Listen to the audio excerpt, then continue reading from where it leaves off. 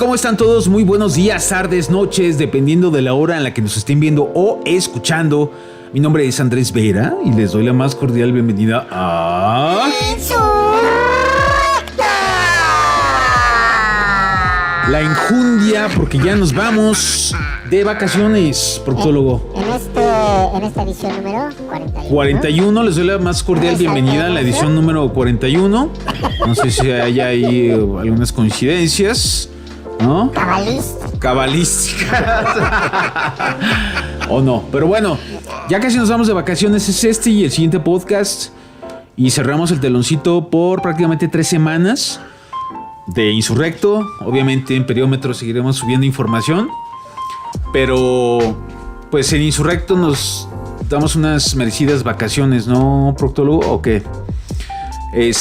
Porque pues, la verdad ya hace falta.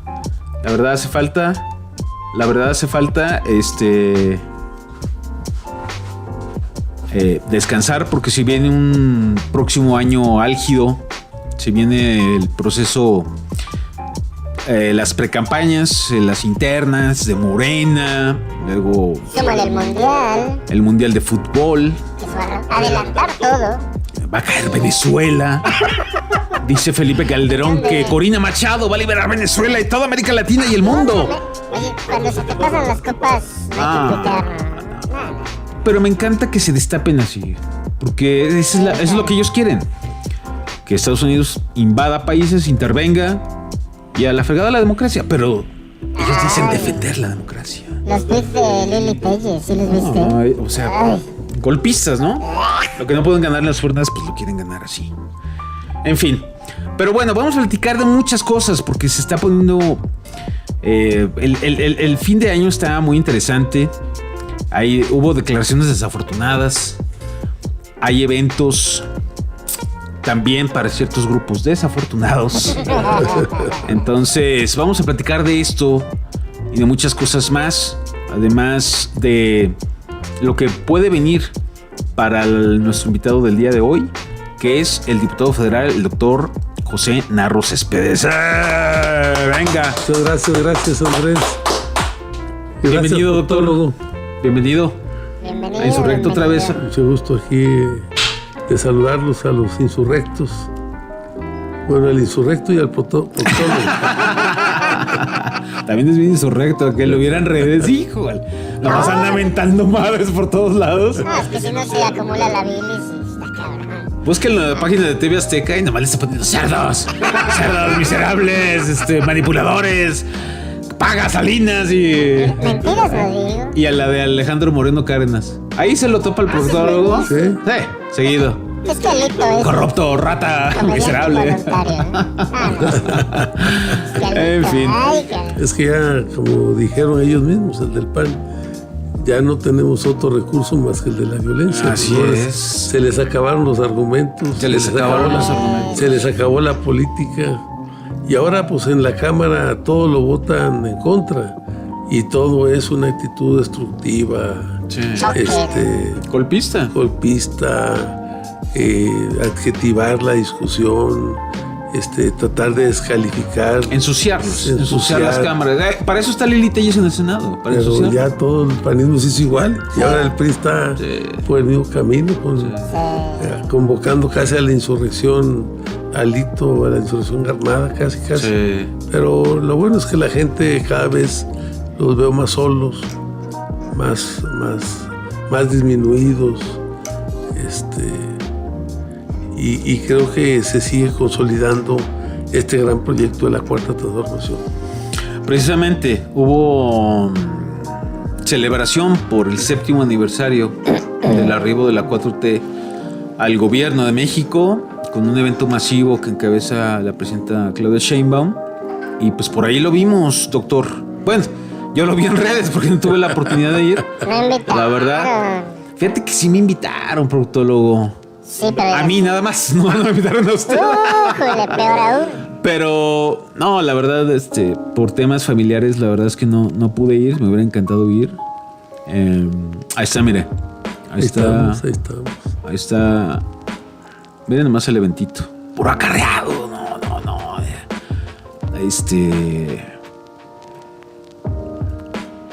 Yo vi más jóvenes que en la marcha de la generación Z, pero bueno. ¿Cómo ve ante precisamente el contexto general, doctor, de los embates de la derecha, de la presión trumpista, a la 4T en este 7º aniversario y con una presidenta consolidada en la aprobación nacional, aunque por ahí bajó 2 puntitos en la última edición de Encol? Pero digo, sigues teniendo 70 puntos de aprobación. Es una gran presidenta. Hay que entender que estamos volviendo a ver una película que ya habíamos visto, que es precisamente impulsar la política expansionista, injerencista de Estados Unidos en América y en todo el mundo. Sí. O sea, hay una política de buscar expandir a partir de su fuerza militar, buscar consolidar un imperio, violentando derechos humanos, atacando la democracia, condicionando el tema económico, como es el caso de Honduras, que si su candidato no queda, no van a apoyar económicamente a Honduras, y están condicionando. Pues en Brasil buscaron doblar a Brasil con el tema de los aranceles, en Chile están buscando intervenir, en Perú, en Ecuador, en Colombia. Bueno, en Perú y en Ecuador ya lo lograron, y en Argentina. Y en Argentina. En Colombia, pues amenazando prácticamente a Petro, al presidente, ¿no? Y aquí en México, pues igual, o sea, ellos son entre otros los financieros del 15 de noviembre. Ellos son los que han querido, esperaban el 15 de noviembre que se incendiara la puerta del Palacio Nacional, que hubiera un muerto, para poder hacer un escándalo internacional. Entonces yo creo que no les dimos el gusto y están desesperados cada vez más, pero acordémonos cómo ganó la derecha, cómo ganó Fox en México. O sea, si nos acordamos, Andrés, en el 94, en diciembre, 94, el 93, cuando se vino el cambio de gobierno en el 94, el error de diciembre, que eso ocasionó que Estados Unidos prestara al gobierno de México $50,000 millones para estabilizar la economía. Y como los norteamericanos veían que los bancos no les iban a devolver ese dinero, pues se plantearon y forzaron para que el gobierno mexicano, a través del FOA-PROA, adquiriera el compromiso de pagar y de hacer la deuda del gobierno y de todos los mexicanos. Sí. Entonces, tú te acordarás que en el 97 estaba Porfirio Muñoz Ledo, entró a coordinar al PRD. En el PAN estaba Santiago Krill. Se hizo por primera vez una alianza de las fuerzas democráticas y se le quitó al PRI el control de la Cámara. Estaba el Roque Señal ahí. Entonces el PAN estaba en contra del FOA-PROA. Y entonces, pero el PRI necesitaba los votos del PAN para que el FOA-PROA se autorizara. Entonces fue Fox a la Cámara. La gente lo platica así con mucha pertinencia, de que fue Fox y les dijo a los del PAN que si votaban a favor del FOA-PROA, la presidencia era para ellos. O sea, fue todo un proceso de negociación. El PAN avaló la deuda para que incluso lo dice La Bastida en su libro, ¿no? Así es. Pero cómo Estados Unidos condicionó precisamente todo esto. La supuesta transición, la supuesta alternancia democrática. Entonces, pues entra Fox como un pelele de los grandes monopolios transnacionales y de los norteamericanos. Por eso el trato con Fidel. Fidel vino a México a su toma de posesión de Fox, pero ya... El famoso come si te vas. Después, fue en el 2002, el come si te vas. Entonces yo creo que Pero todo esto se fue armando. Y tú te acordarás que en aquellos años impusieron a Fox, igual lo que está pasando en América Latina, en algunos países, pusieron un pelele ahí, una marioneta, Fox, de los intereses del imperio, de las grandes empresas transnacionales. Y entonces Estados Unidos plantea el Plan Puebla-Panamá como la estrategia para el expansionismo de los intereses de Estados Unidos, para Estados Unidos quedarse al final con las grandes riquezas naturales de América. Y después plantea el ALCA, el gran tratado de libre comercio, porque acuérdate que en el 93, noviembre, antes del levantamiento de los zapatistas, en noviembre, el 28 de noviembre, México firma el Tratado de Libre Comercio con Estados Unidos, donde México sacrifica el PRI. Lo que hoy tenemos en el campo, hay que ver cómo se ocasionó. El PRI firmó el Telecán y dejó el tema de los granos en manos de la Bolsa de Chicago, en manos de los norteamericanos, de los gringos.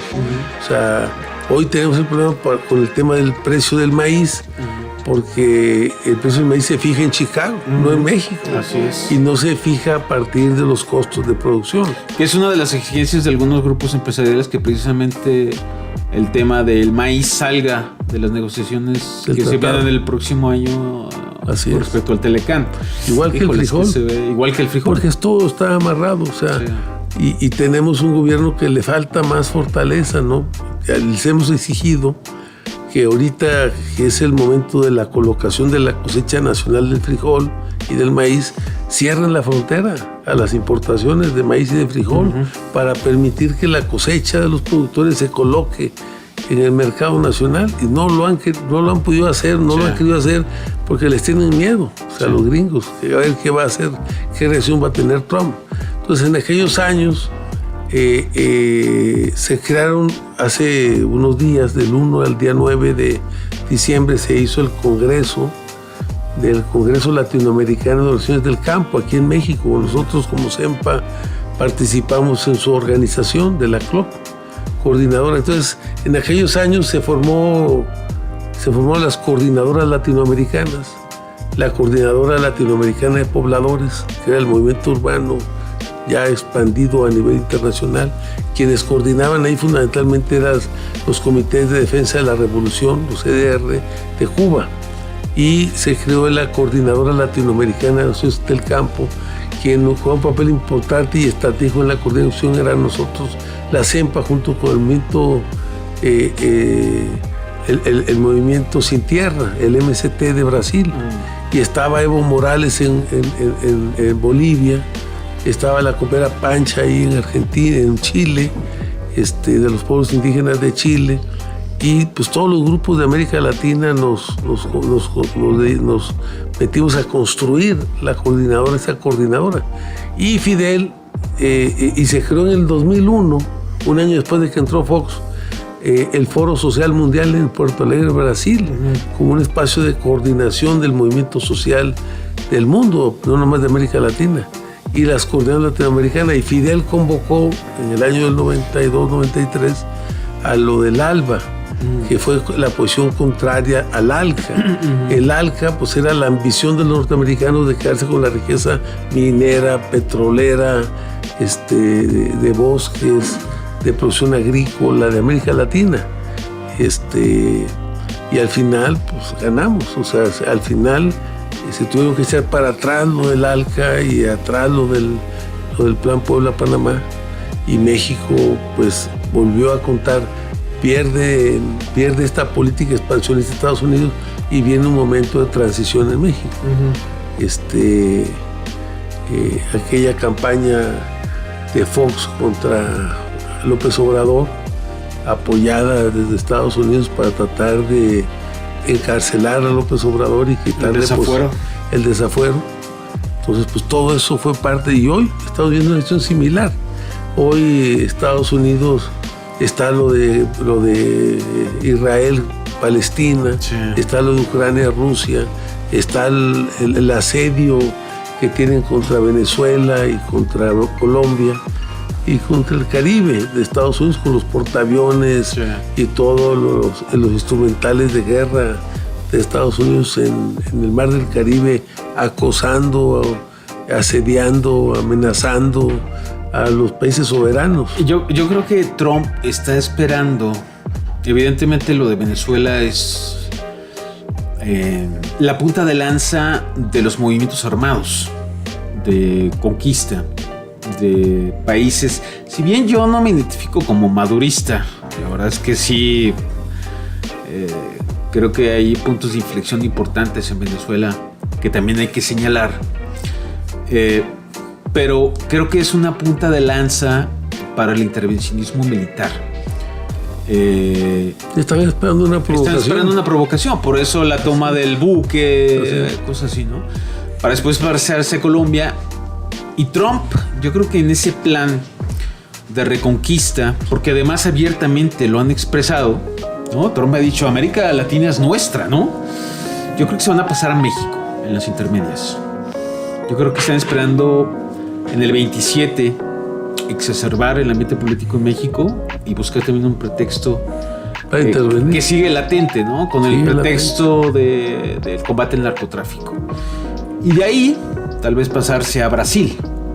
Que México y Brasil son dos naciones con condiciones políticas y sociales muy diferentes a Venezuela, muy diferentes a Argentina, muy diferentes a Perú. Y por eso yo creo que se están enfocando en lo que considerarían las naciones políticamente más débiles. Aunque Petro tiene una gran aceptación, pero para ir precisamente haciendo la típica acción de pinzas, ¿no?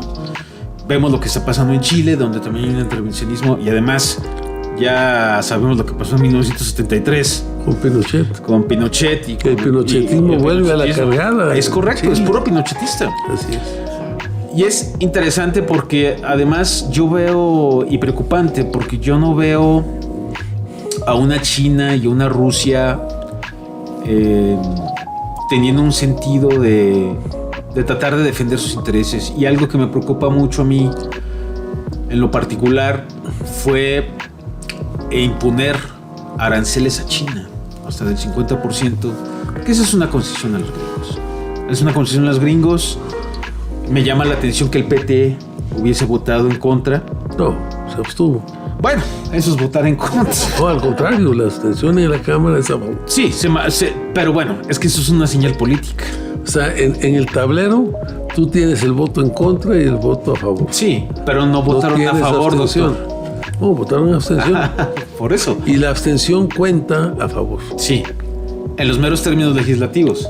Sí. Pero no votaron a favor como tal. En parte tienen razón el PT, o sea, en parte. Claro, o sea, y eso es una concesión a los gringos. El hecho de imponer aranceles también sobre pretexto de que no hay tratados de libre comercio. Es tratar de paralizar un poco, pues sí, la dominancia del mercado chino que se estaba expandiendo en México y que desde México se exportaba a Estados Unidos. ¿Así? Implementos chinos. Y fue sobre todo automotrices, tecnología. Y era un señalamiento de los norteamericanos hacia México. Sí. O sea, que México estaba sirviendo de plataforma de exportación. Así es. De las empresas chinas hacia Estados Unidos. Es. Entonces, bueno, yo esas Pero cosas... hay cosas muy importantes. A ver. Sí, no, por supuesto. Pero bueno, en ese contexto, doctor... Yo estoy de acuerdo en lo que tú planteas creo que Marcelo, que aparte es amigo del yerno de Trump, pues yo creo que él quiere ser presidente en el 30. Sí, está quedando bien ahí. Pero bueno, finalmente la presidenta lo ha justificado también públicamente, ¿no? Los aranceles a China. Entonces, híjoles, es un escenario... Pero es de doble filo, porque tú le estás dando una concesión. Yo espero que esos impuestos sean impuestos temporales, porque tienen también una justificación. ¿Cuál es el problema? Que parte importante de la industria mexicana se ha quedado rezagada en la modernización y no podemos competir contra una potencia económica que es China, donde aparte los salarios y aparte el apoyo gubernamental, la tasa de interés de los bancos chinos, pues son 10 veces menores a los de México. Claro. Y entonces difícilmente la industria del vestido, la industria de manufactura, la industria del zapato, pues tú puedes competir. Entonces lo que estás abriendo con los aranceles es un compás para hacer un llamado a los industriales mexicanos a que se modernicen para poder competir. Sí. Estás en un parteaguas. Pues yo creo que es importante que esto sea temporal, pero tú también tienes razón cuando dices, bueno, hay otras industrias, como es la de los carros eléctricos, que México prácticamente no producimos. Estamos tratando de producir un vehículo eléctrico en México, un único vehículo, pero no competimos con Estados Unidos ni con China. O sea, no tenemos producción fundamentalmente propia de vehículos eléctricos mexicanos. La medida porque ahí fue donde se aplicó el 50% de aranceles. Sí. El juguete tiene un impuesto del 35%, hay otros que tienen impuestos del 10%. En el tema de los carros eléctricos es una medida para proteger a la industria automovilística de Estados Unidos. Claro. Que es una industria también medio atrasada, porque hoy los vehículos que están ganando el mercado internacional en el tema de los carros eléctricos es la industria automotriz china. Claro, pero ¿cuánto ha invertido precisamente la industria china en México?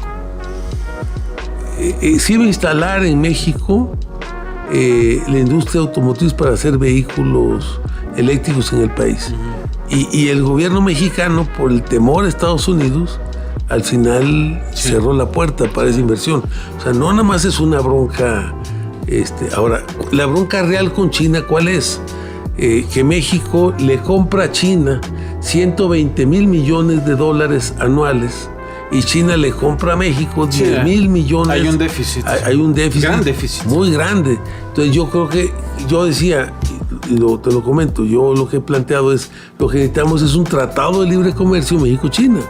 Sí. Para precisamente poder igualar y no tener un déficit hacia China por parte de la economía mexicana, y tener mejores condiciones de competitividad a los sectores que tú quieras proteger como país, no necesariamente poniendo aranceles. La industria del calzado, así por es. ejemplo. Eso lo defines. Ahora, lo que es inaudito es que en vez de establecer una mesa de diálogo con China, se la impones. Estás haciéndole como los gringos nos hacen a nosotros. Es correcto. O sea, en vez de dialogar. Sí, esas son las cosas en las que de repente ahí sí se ve una cierta debilidad en lo que representa el gobierno mexicano como un ente, sobre todo ante las grandes potencias.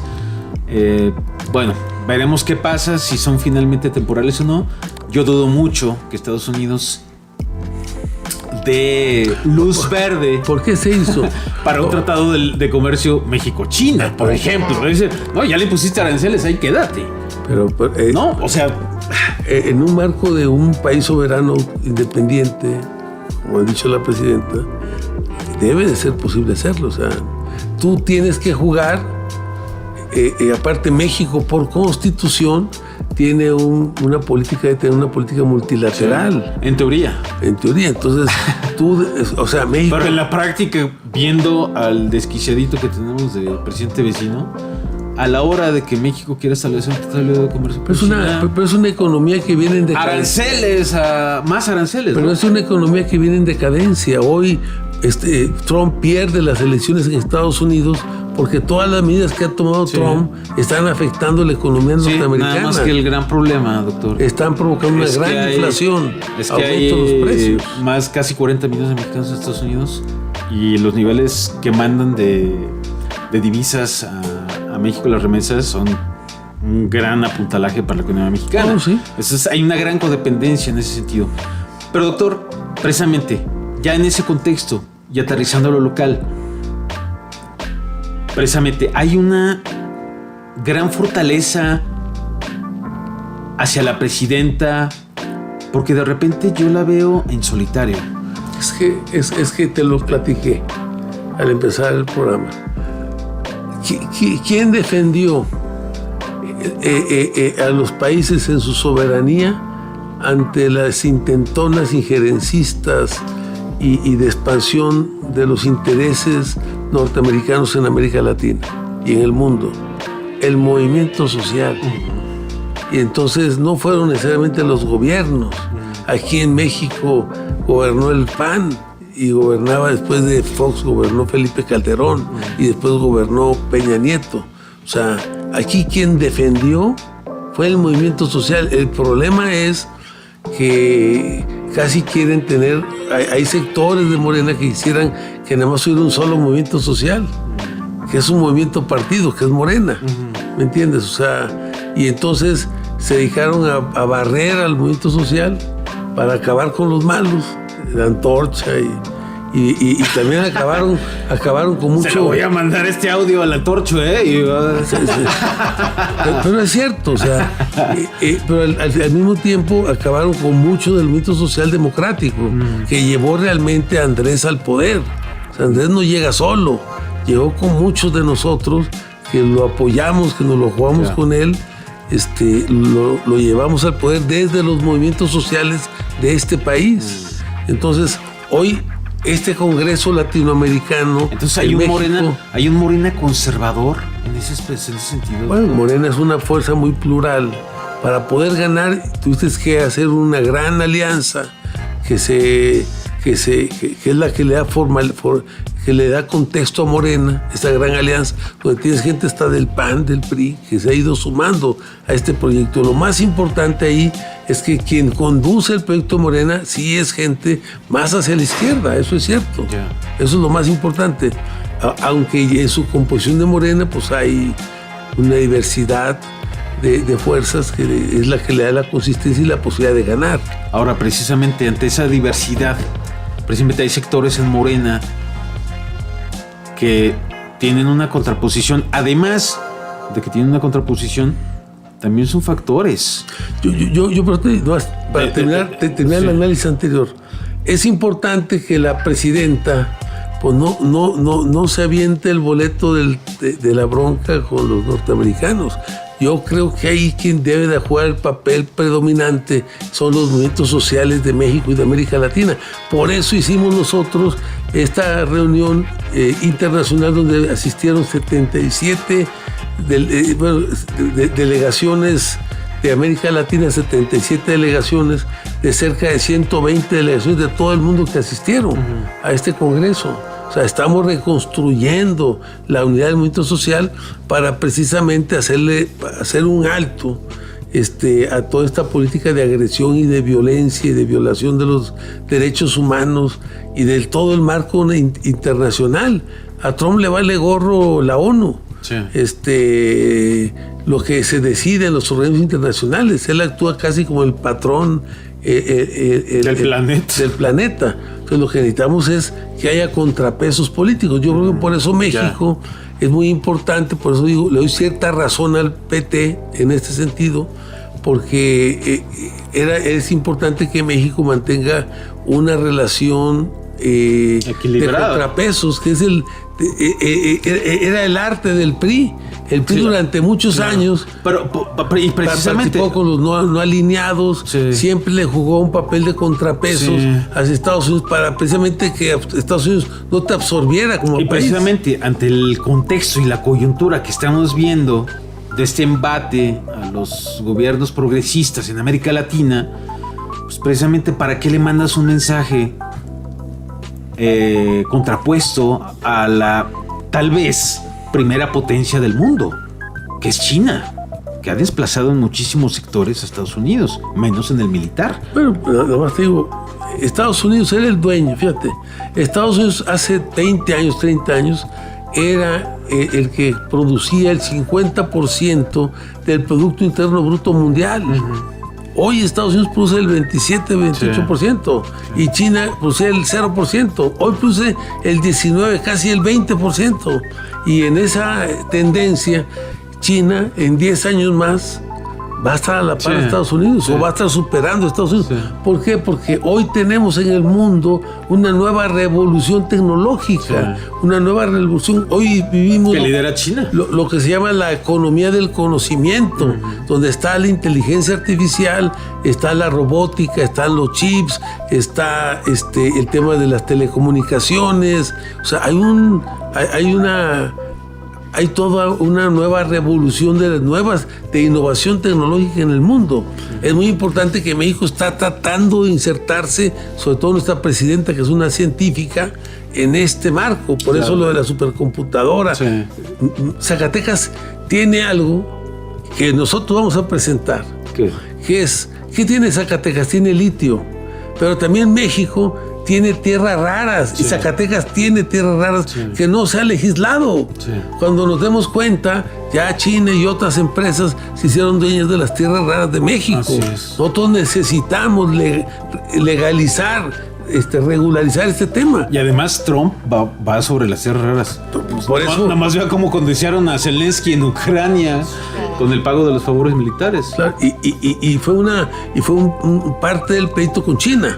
Sí. Por eso le impuso los aranceles a China, a cambio de que China cedía a Estados Unidos, China surtiera tierras raras a Estados Unidos. sí. Porque las tierras raras son las que se hacen los chips, Sí.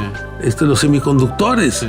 todos los nuevos instrumentos. Y hoy el arte de la nueva tecnología es cómo haces cada vez piezas más pequeñas, de nanómetros, para las nuevas tecnologías, y que aparte tengan un mayor potencial de acumular conocimientos y funciones. Sí. Pero a ver, aterricemos un poquito más en lo local, doctor, en lo nacional y lo local, porque nos estamos viendo muy internacionalistas y nos van a decir que a la grilla, pues de eso se trata acá. ¿Quién sabe? En una de esas Xi Jinping nos habla, cabrón. ¡Ay, qué buen análisis, cabrón! De verga. Putin, ¿no? Se me hace que te va a hablar Trump. Me va a hablar Trump. Déjate pinche insurrecta, ¿verdad? Manden ya ves que tenemos Un misilazo ahí te van a mandar. Un dron. Tenemos Vamos a dar un dron ahí para que tenemos un boina verde de embajador gringo aquí, o sea, imagínense. ¿Un halcón? Y de los halcones. Así es. En fin. Para eso lo mandaron. Por eso es muy importante a ver, hoy, el 15N. hoy apoyar al presidente, a la presidenta, el pueblo de México y todas las fuerzas democráticas de izquierda, todas las fuerzas consecuentes con este proceso de transformación del país. Tienes que apoyar a la presidenta. Pero a ver, yo precisamente le hacía esa pregunta. A ver, sí, pero dentro de Morena hay conservadurismo. Claro. Y hay, si bien hay algunas visiones de pluralismo, de apertura, de esta democratización extensiva, ¿no?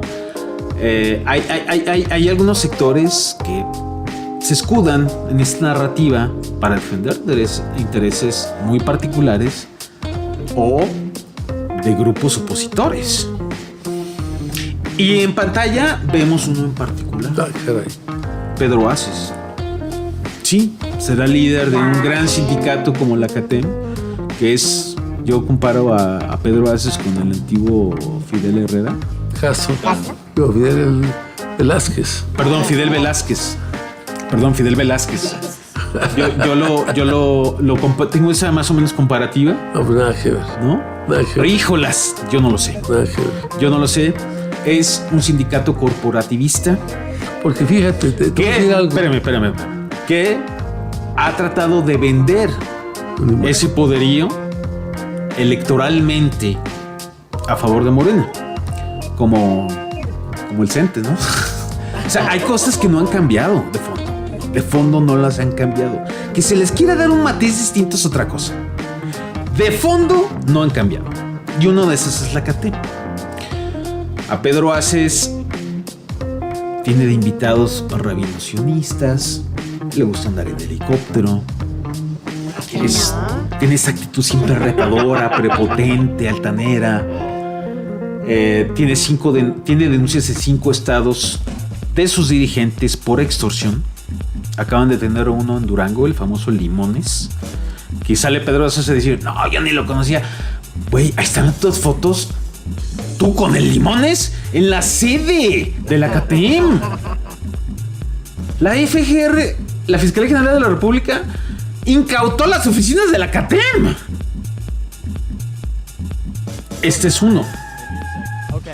Y Ricardo Monreal lo nombra prácticamente, y usted lo sabe porque es diputado federal de Morena, en un ranchito allá de Pedro Aces, cerca de la Jusco. Ranchito, es una cosa impresionante, dice. Los reúne y les dice, oigan, Pedro Aces es mi brazo derecho en la Cámara.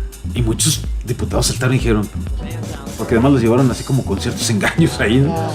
Y cuando preguntaste, viejo, ay, jolas, ¿no? Entonces, si por ejemplo este tipo de personajes representan en el equilibrio de poder, la CATEM y Pedro Aces podrán decir, nosotros tenemos 7 millones de afiliados y representamos exclusivamente, tal vez, eso que usted está mencionando, doctor, una balanza de soporte social para la cuarta transformación y para Sheinbaum. Pero ¿nos quedamos en ese plano? ¿O nos trasladamos realmente a los planos de transformación? Que es visitar precisamente este tipo de cacicazgos, el corporativismo, que es evidente en la CATEM. Entonces, la pregunta específica es, ¿este tipo de personajes le ayudan a la 4T, doctor, o no? ¿O cómo le ayudan y cómo no? Es muy relativo, ¿no? Porque en los registros en la Secretaría del Trabajo y en el Centro de Control Sindical, en el centro donde se hacen los registros de los sindicatos, donde es como el INE del sindicalismo, donde es el órgano que revisa el tema de las elecciones democráticas. Cuando se hizo la elección de los petroleros, tú te acordarás que el propio presidente los convocó y los fue pasando en la mañanera a los dirigentes petroleros, y después les propuso que se hiciera una elección donde para que todos participaran pudiera ser hasta electrónica, o sea, por internet, que la gente que anduviera en los barcos y en las plataformas no tuviera que ir a una casilla a votar, que pudiera votar a distancia. Ya es cuando se da la reforma, precisamente. Así es. Entonces, la CATEM, por eso digo que Fidel Velázquez puede ser acusado de charro pero Fidel Velázquez sí tenía una fuerza de masas atrás, una fuerza de los trabajadores atrás. Si tú revisas cuántos afiliados tiene la CATEM realmente en este órgano de control, pues casi no tiene nadie. Aunque tú dices que tiene 7 millones... Es lo que dice Pedro Aces, no lo digo yo. Si tuviera 7 millones de afiliados, hubiera logrado su registro de Fuerza por México. O sea, porque tú obtienes un registro de un partido con 1 millón de votos. Sí. ¿No? O sea, el PT debe andar en el 1 millón de votos y debe andar como el 3-4% de la votación nacional, como el 4%, 5%, 6%. No tengo claro, pero entonces tú con 1 millón de votos sacas tu registro como partido. Fuerza por México perdió su registro. Sí. O sea, y yo creo que no hay que magnificar a la CATEM más allá de lo que realmente es. Ya. O sea, no tiene... sí hubo una alianza. Yo no sé si Pedro realmente está afiliado a Morena. Además. Creo que no está afiliado a Morena. Oye, hay que revisar si el Limones está afiliado a Morena. Imagínese. No creo que está afiliado. Está afiliado a la CATEM. Sí, eso sí, sin duda. Sí. Y entonces yo pienso que es donde nosotros tenemos que también revisar. Por eso se planteó, de esos 10 millones de afiliados por los que va a Morena, pues se formó una comisión precisamente como de autoridad moral para no perder el rumbo político del proyecto. Sí, porque se les van... Sí, pues ya tienen muchos infiltrados. Haces tantas alianzas, aceptas tantos acuerdos que al final el proyecto original, el proyecto central, el proyecto más importante... empieza a desvirtuar. Lo estás desvirtuando y lo estás... Entonces yo creo que Pedro no tiene esa fortaleza que muchos piensan. Sí, vende imagen, vende percepción, pero en el territorio, en el piso, pues pues no lo veo yo presente, Ya. la verdad. Yo he recorrido Zacatecas, por ejemplo, y podríamos decir que Zacatecas, porque aquí están los compadres de Pedro Arces, o la gente cercana con Pedro Arces, era para que Pedro Arces en Zacatecas tuviera una fortaleza importante, y no la tiene. Ya. Ok. Pero ese tipo de personajes, ¿le ayudan o no a la 4T?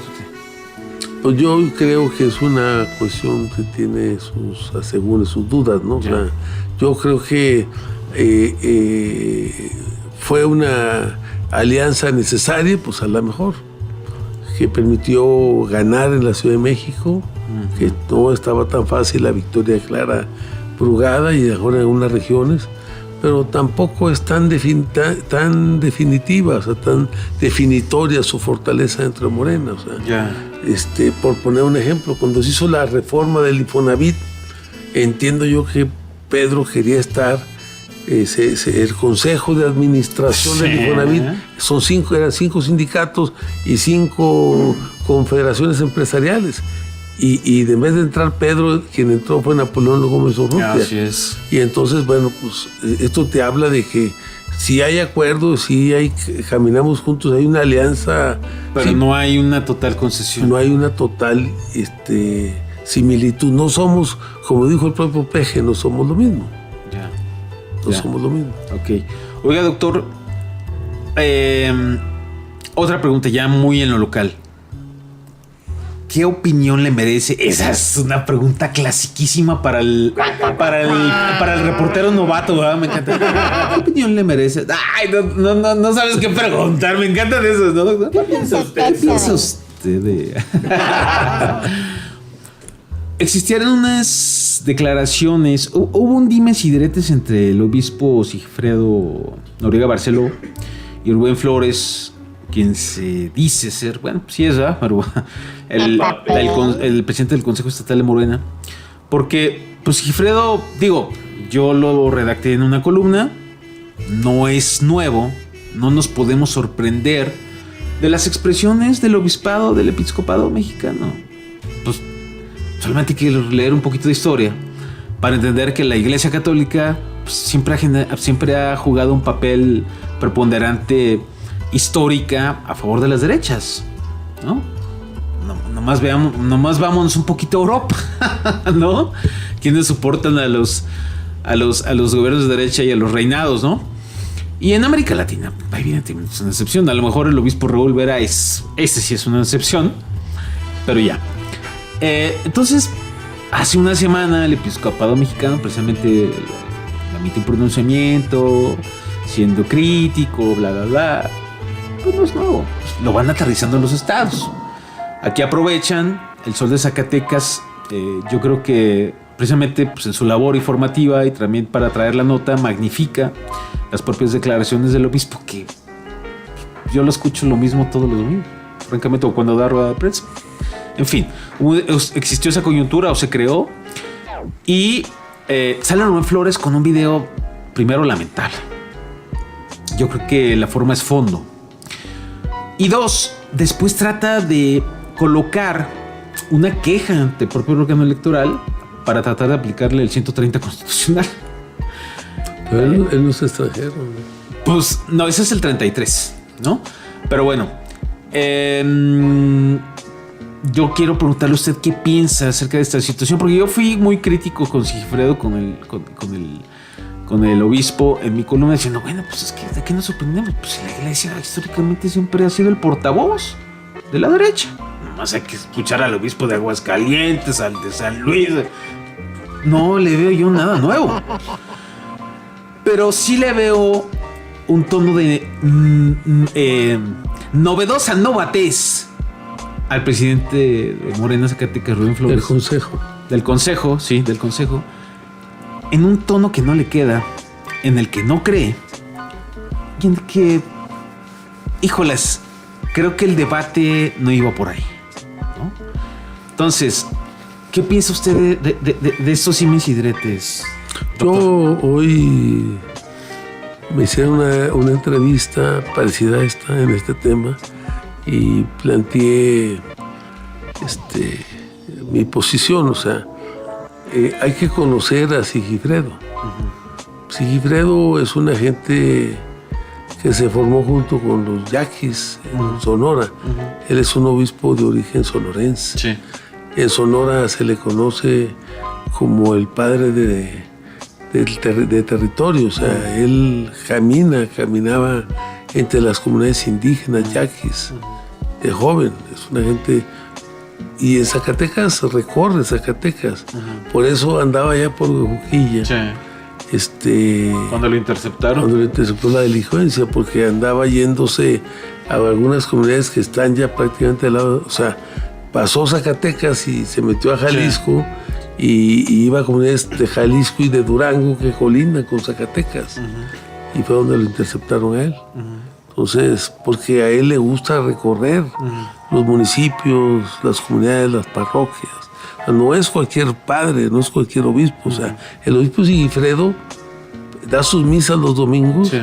La gente que lo conoce, que lo ve, termina la misa y se baja del podio del templo y recorre las mesas, los mesabancos donde está la gente sentada a saludar a la gente. ¿No? Se baja a saludar a la gente.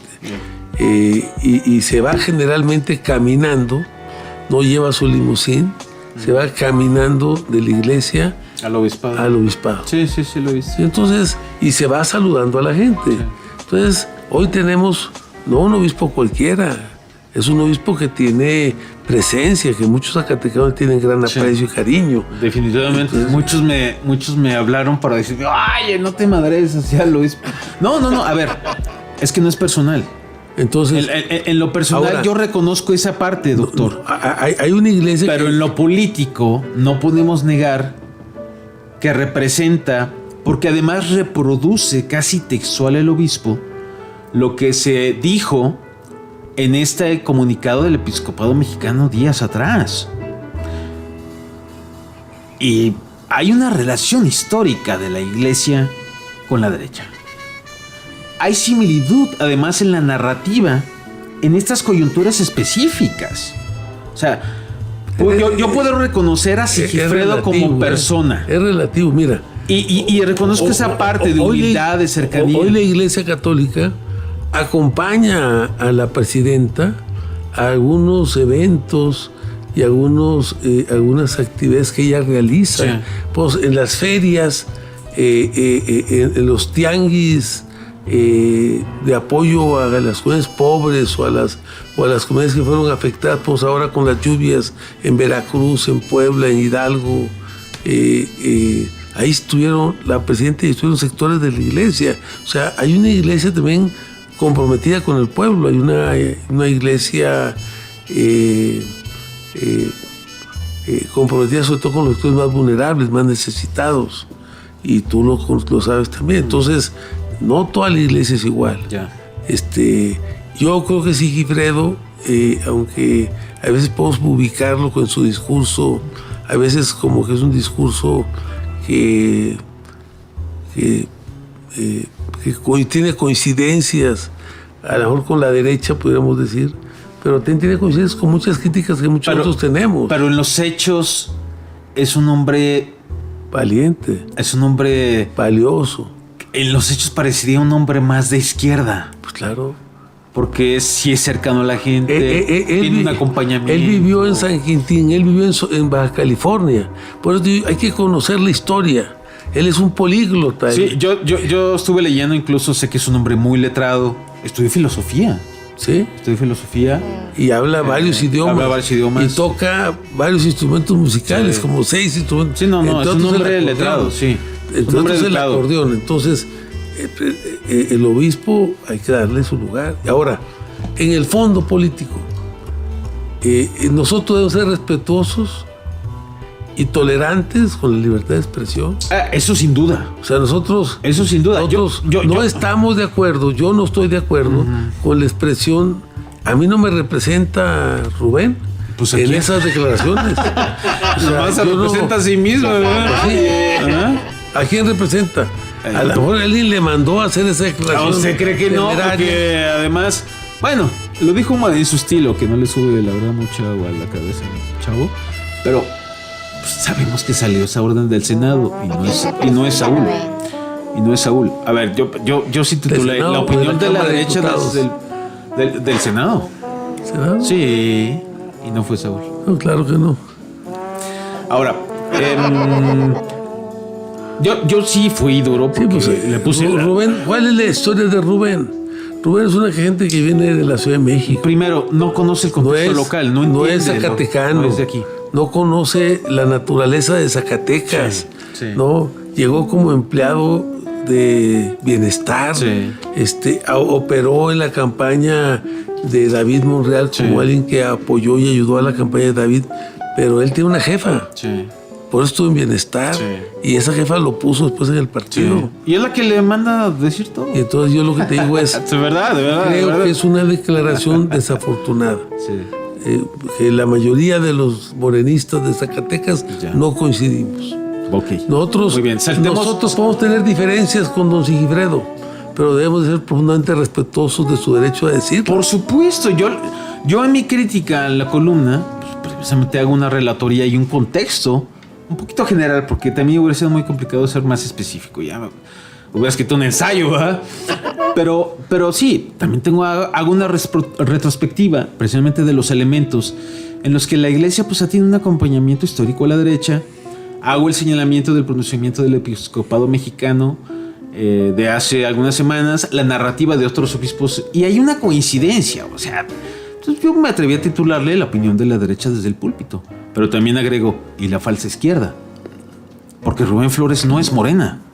Él dirá que es de Morena, que él fundó Morena, que él pero ideológicamente y pragmáticamente no tiene ningún elemento de lo que comentábamos hace un momento, doctor. ¿Cómo inició Morena? ¿Y para qué inició Morena? ¿Para qué surgió? Pero además en mi texto yo señalo eso. El obispo tiene el derecho de opinar lo que él quiera, como yo tengo el derecho. Como los de derecha tienen el derecho, como Alarraqui lo tiene, como Salinas Pliego, como Krause, como Lili Telles, ¿no? Como Héctor Aguilar Camil, pues los ideólogos de la derecha, pues que digan lo que quieran decir. Claro. Hay libertad de expresión. Pero la declaración de Rubén y la queja que presentan del órgano electoral le da fuerza a las palabras de la derecha. Entonces, enmarca todavía más no solamente la postura del obispo en lo particular o con su trasfondo ideológico, sino alimenta la narrativa de que vivimos en un autoritarismo, no hay libertad de expresión, quieren callar las voces críticas. Y dije, es que este muchacho no entiende absolutamente nada, no sabe de política, no entiende contextos históricos, no entiende la cultura en Zacatecas. Desafortunado, ¿no, doctor? Lo que quería hacer. Desafortunado. Ahora, entrevista a Paco Elizondo a Ricardo Monreal y hay dos cosas interesantes que dice el coordinador de diputados de Morena. Uno, precisamente desestima estas declaraciones y señala lo mismo que usted acaba de decir. No representa a muchos morenistas porque además dentro de Morena también hay muchos católicos y es válido. Ahora, también dice algo. Hay otros dos elementos, si me permite agregarlo, doctor, rápidamente. Uno, le preguntan, bueno, ¿y con quién va usted, verdad? Ya lo había dicho. Pues él sigue insistiendo con Saúl, con Rodrigo Reyes, con Julia. Esas son sus cartas para la gubernatura 27. Rubén. Pero coloca a Ulises prácticamente en el mismo escenario y lo reconoce como un personaje que tiene bastante aceptación en las encuestas de intención de voto. Pero no lo menciona ni a usted ni a Alfonso Ramírez Cuellar. Pues evidentemente. Pero ¿qué le dice a usted que coloque a Ulises en esa misma palestra? Pues que hay... ¿Que hay acuerdo? Pues que hay muchas coincidencias, ahora no acuerdo. Pero pues Ulises tampoco viene de una tradición de izquierda, ¿no? Su padre pues sí participó en el primer gobierno de Monreal, pero no, ellos venían del PRI. O sea, en el fondo ellos no vienen de la lucha social, de la lucha de la izquierda, de la lucha democrática, ¿no? O sea, Ulises se identifica como un joven, pues, empresario, pragmático, ¿no? Ya. Pero también había que decirte que ellos suben sobre las espaldas de Ricardo, pero cuando llega Amalia, ellos se van con Amalia y traicionan a Ricardo. O sea, acuérdate tú que en Zacatecas, en la elección de Andrés, Andrés pierde en Zacatecas con más de 100,000 votos. O sea, Andrés pierde a nivel nacional con 250,000 votos, pero Zacatecas lo pierde con 100,000. O sea, de esos 250,000 con lo que Andrés pierde el país, 100,000 de esos 250,000 eran de Zacatecas. Yo era el dirigente del Partido del Trabajo. El cierre de campaña de Andrés aquí en Zacatecas, como a Andrés no le gustaba viajar por avión, yo era el responsable político puesto por Andrés en Aguascalientes. Ese día Andrés cerró en Durango, se vino por tierra, cerró en Zacatecas y de Zacatecas se fue a Aguascalientes. Y en Zacatecas, Andrés, su cierre fue en la Plaza de Toros. En la Plaza de Toros de Zacatecas. ¿Que caben, que le gusta 5,000? No, 10,000 gentes, por 8,000, 10,000 gentes. Habíamos acordado que la mitad de la plaza la llenaba el Partido del Trabajo y la otra mitad la llenaba el PRD. Y aparte hay que considerar la parte de abajo, la parte de donde están los del ruedo. Del ruedo. Y entonces la gente del PRD nunca llegó. Nunca llegó la gente del PRD. La parte del PRD, que era la parte de sombra, nunca llegó el PRD. Estuvo vacía en lo fundamental. Y eso, ¿qué pasó? Por eso Amalia nunca pudo reconciliarse con Andrés. Y eso fue parte de lo que favoreció la relación de Andrés con Monreal. O sea, al final quien capitalizó un poco eso fue Ricardo, ¿no? Entonces eso fue en el 2006. A finales del 2006, en septiembre, Toño Mejía y Tomás Torres suben de senadores de Zacatecas. Y en septiembre, en noviembre, unos meses después, todos ellos aliados con Amalia expulsan al monrealismo del PRD.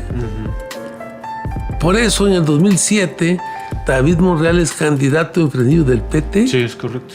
Habíamos nosotros pactado una alianza PT, Monrealismo, Dante Delgado. Y al final a Dante le llegaron al precio.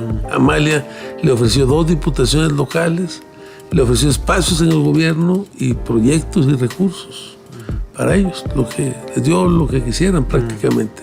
Y entonces Movimiento Ciudadano, bueno, convergencia no se fue no se sumó. Y entonces el PT, nosotros sostuvimos nosotros hicimos presidente municipal a David en Fresnillo. Le ayudamos, pues, a lo mejor. Y fíjese las vueltas de la vida. La vuelta de la vida, las vueltas. Pero tenemos amistad con David, o sea, no estamos. Tenemos diferencias, pero tenemos amistad con él. O sea, entonces, pues nosotros fuimos uno de sus principales opositores, de David en el 21, cuando vino la elección para la gobernatura, pues yo fui adversario de él, o sea. Oiga, doctor, ya nos llevamos más de la hora, ¿verdad? Es que la verdad se puso muy de fondo. Una última pregunta rápida, doctor. Y te quiero decir, y en el 2010, yo en el 2008 me integré al PRD, más hacia el equipo de Andrés, 2009. Y yo en 2009 fui diputado federal por el PRD. Yo fui fundador del PRD aquí. O sea, yo en Zacatecas participé primero en la fundación del PRD. La gente lo sabe poco, pero el delegado de Zacatecas que fue al Congreso Constituyente del PRD en la Magdalena, Michoacán, con más votos fui yo. Las asambleas se hacían por distritos. La asamblea del distrito 1, que era Zacatecas, Jerez, Valparaíso, Susticacán, Montescobedo, se hizo aquí en Zacatecas en el auditorio del Seguro Social. Y ahí estuvo Amalia, estuvo Raimundo Canes. La persona que sacó más votos para irse como delegado al Congreso Fundacional del PRD fui yo. Oiga, una última pregunta, doctor. Sigue en su... Entonces yo fui fundador del PRD. Espérame. Porque se me viaja. No, espérame. Fui fundador del PT. Espérame. Se me viaja y ya se nos acabó el tiempo. ¿Sigue en pie su proyecto de ser candidato a gobernador por Morena? Pues vamos a hacer, yo creo que vamos a hacer. ¿Y por qué cree? Pues mira, no... ¿Es de creencia o es de números? No, yo creo que hay números y hay estructura, hay una fortaleza del proyecto, ¿no? Nosotros no hacemos montajes ni simulaciones de eventos que no son tales eventos, o sea, nosotros hacemos cosas reales, tenemos gente de carne y hueso, tenemos una estructura estatal, una fortaleza en el Estado de muchos años. ¿Usted con qué grupo político se identifica en lo nacional? Nosotros no le pagamos a las encuestas para que nos pongan arriba, ¿no? ¿Con qué grupo político se identifica en lo nacional usted? Nosotros con el grupo de Claudia, de alguna forma, con el grupo de Claudia. ¿Por qué? Porque Claudia viene como nosotros de los movimientos sociales. Entonces, ¿usted coincide en ese sentido con Alfonso Ramírez Cuellar? ¿Habría la posibilidad de hacer el equipo? Entonces? Tenemos coincidencias con Alfonso. Pues él viene del Barzón, nosotros venimos de la CEMPA, tenemos coincidencias del movimiento social. Yeah. Y tenemos coincidencias porque él viene a la izquierda y nosotros venimos de la izquierda también. O sea. Bueno, pues vamos a ver cómo se pone el próximo año, porque sí ya está a color de hormiga, doctor. Pues mira, en las encuestas serias, las que hace la presidenta y el presidente, Andrés Manuel, nosotros vamos arriba, o sea, y en las encuestas que no se pagan, en las encuestas que se hacen para tener un diagnóstico real de lo que está pasando en Zacatecas, ¿no? En el 2010, Amalia era la gobernadora, yo estaba en el PRD. Había 6 candidatos del PRD, aquí mi proctólogo se debe acordar. Había 6 candidatos del PRD. Estaba Tomás Torres, estaba Calzada, estaba Raimundo Cárdenas, estaba José Narro, estaba Quirino y estaba Camerino. Los 6 candidatos del PRD. El PRI ya había decidido empujar la candidatura de Miguel Alonso. Y el PT, pues lo que quería era que Amalia perdiera, porque el PT estaba en manos de Monreal, y Monreal pues, había sido expulsado del reino de los cielos, y entonces lo mandaron al infierno con los chamucos. Entonces, Monreal, ¿qué quería? Pues que no ganara Amalia. Se hizo la encuesta entre los 6, hicieron 2 encuestas. Sí. Nos juntamos. Oiga, pues ganó Amalia, ¿qué fue lo primero que hizo? No. Esa encuesta la empatamos. Una encuesta la ganó Raimundo, la otra encuesta la ganamos nosotros.